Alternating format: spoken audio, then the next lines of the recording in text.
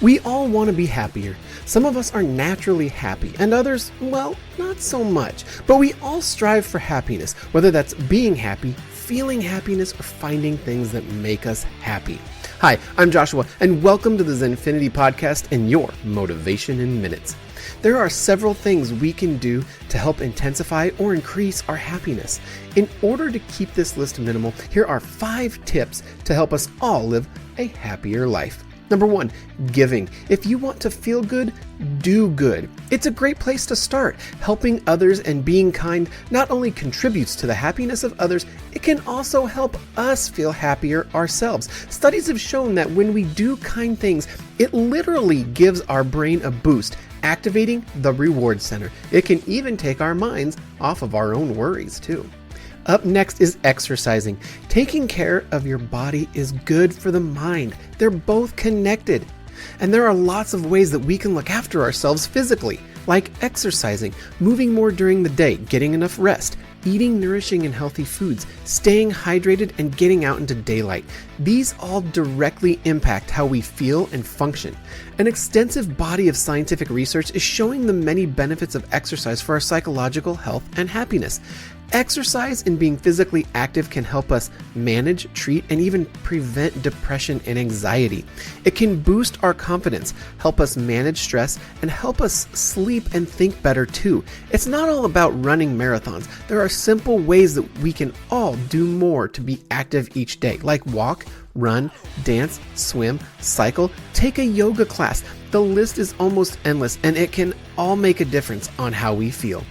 Number 3, try something new. Keep learning new things. Being open to new experiences and learning fuels for well-being boosts our confidence and our creativity and can be fulfilling, whatever our age. Learning is not just for school, but for life. In fact, evidence shows that continuing to learn, even later in life, can help us feel good and function well. It doesn't mean you have to go out and get more qualifications. It could be learning more about an area we're interested in, or honing our skills through a hobby, or exploring something completely new. There's always something we can try to learn. Finally, having goals. How we feel and think about the future and how we work towards it can make a difference for our happiness in the present. Having a sense of direction, optimism, and hope can all contribute to feeling happier. An optimistic or hopeful outlook means we are more likely to experience positive emotions, feel more confident, have higher satisfaction with life, have better physical health, and are less likely to be depressed. We are also more likely to take care of ourselves physically. Finally on the list, we have emotions. They don't just feel good, they bring positive benefits. Emotions are more than feelings.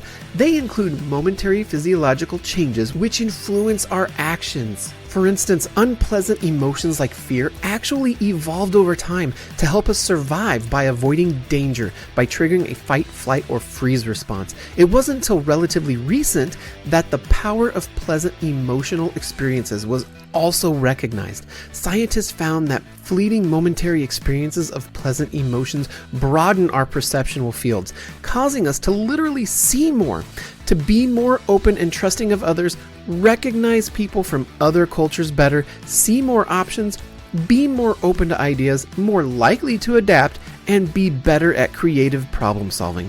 Little by little, these moments add up, and over time, they build our psychological and social resources and our resilience for more challenging times too.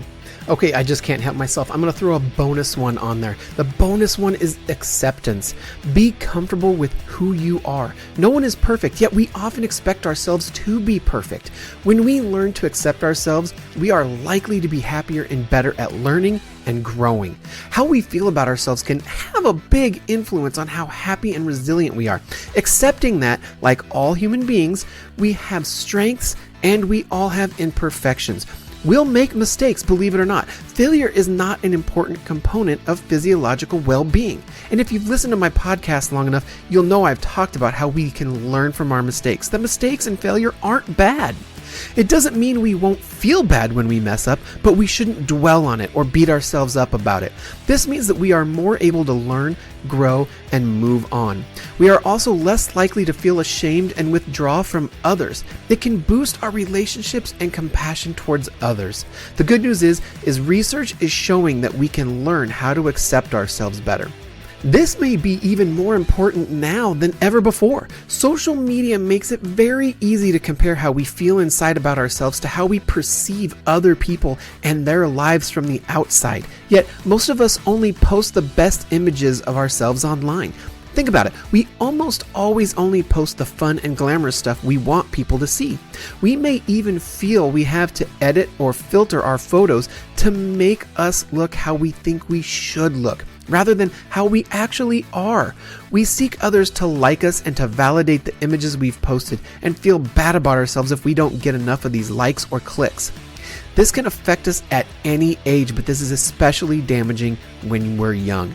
Being more able to know and accept our whole self, to be real rather than trying to be perfect, is a firmer foundation for a happier life at any age. I want to thank you for listening to the Zenfinity podcast. Keep listening for more Motivation in Minutes.